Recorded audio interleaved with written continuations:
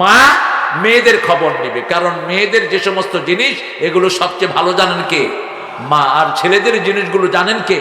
বাবা। আপনি মেয়েদের উপরে খবরদারি করতে যাবেন না, মেয়েদেরকে ডাকবেনও না, আপনি মেয়েদের রুমেও ঢুকবেন না, এটা নিষেধ। পিতামাতার রুমে অনুমতি ছাড়া ঢুকা ফরজ না, নফল। অনুমতি ছাড়া ঢুকা হারাম। ঢুকা কি? হারাম। সূরা নূরের ভিতরে আল্লাহ বলছেন, লা তাদখুলু বুয়ুতান গায়রা বুয়ুতিকুম হাত্তা তাস্তানিসু ওয়া তুসাল্লিমু আলা আহলিহা। নিজের ঘর হোক, অন্যের ঘর হোক, আগে সালাম দাও, অনুমতি নাও, তারপরে ঘরে ঢুকো। সাহাবায়ে কেরাম বললেন, ইয়া রাসূলুল্লাহ, আমার মা যিনি আমাকে পেটে ধারণ করেছেন তার রুমে ঢুকতেও কি অনুমতি লাগবে? রাসূল সাল্লাল্লাহু আলাইহি ওয়াসাল্লাম বললেন, হ্যাঁ, অনুমতি লাগবে। সাহাবী আবার জিজ্ঞেস করলেন রাদিয়াল্লাহু আনহু, রাসূল সাল্লাল্লাহু আলাইহি ওয়াসাল্লাম বলেন, আতুরিদু আন তারা উম্মাকা উরিয়ানা, do you want to see your mummy nude? তুমি কি তোমার মাকে উলঙ্গ দেখতে চাও? উলঙ্গ দেখতে না চাইলে মায়ের ঘরে ঢুকতেও অনুমতি নাও। আরো আস্তে কোন সুবহানাল্লাহ। আপনার মেয়ের বাথরুম, আপনার মেয়ের সব রুম আলাদা, সেখানে আপনি যাবেন না, আপনার বিবিকে পাঠাবেন, ঠিক না বেঠি? 7 বছর পরে কোন ছেলেকে আপনার বিছনায় আপনি শোয়াবেন?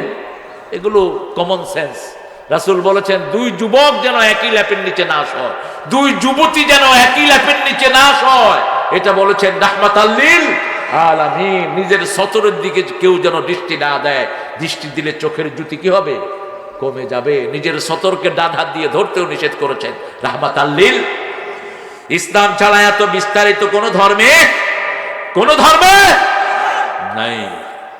আপনি বাইবেল পড়তে পারবেন না, এনসিস্ট একটা অধ্যায় আছে নোংরা। হিন্দু ভাইদের গীতা, মহাভারত, ঋগ্বেদ, অথর্ববেদ, লেজুরবেদ, কল্কি পুরাণ, শুধু বেদগুলো অথেন্টিক। বেদগুলোর ভিতরে অনেক কিছু আছে যেটা কোরআনের সাথে মিলে যায়, কিন্তু তারপরেও কিছু অধ্যায় আছে যেগুলো মা মেয়ের সামনে পড়তে পারে না। কিন্তু আমাদের কোরআন সব কিছু আমরা পড়তে পারি কিনা? আল্লাহ কত সুন্দর করে বলছেন, দেখেন, হুন্না লিবাসুল লাকুম ওয়া আনতুম লিবাসুল লাহুন্না। বিবিরা তোমাদের পোশাক, তোমরা বিবিদের পোশাক। সুবহানাল্লাহ বলতে ইচ্ছা করে না? পোশাক একটা মানুষের 5টা উপকার করে। কয়টা? পোশাক শরীরের সাথে লেগে থাকে, পোশাক কখনো বদনামি করতে পারে, পোশাক শীতের সময় রক্ষা করে, গরমের সময় রক্ষা করে, ঠিক না বেটি? পোশাক মানুষের দোষগুলো কি করে? ঢেকে রাখে। কি করে?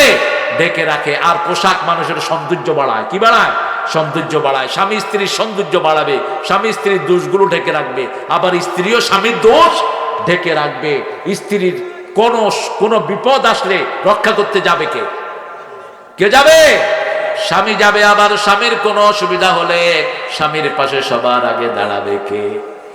আমি যশোরে আওয়াজ করছিলাম, হুন্না লিবাসুল লাকুম ওয়া আনতুম লিবাসুল লাহুন্না।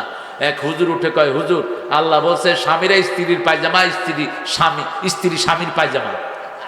মানে তুই পায়জামা পাইলি কই? লেবাস, লেবাস মানে হলো মাথা থেকে পায়ের তালু পর্যন্ত যা কিছু সব কি লেবাস।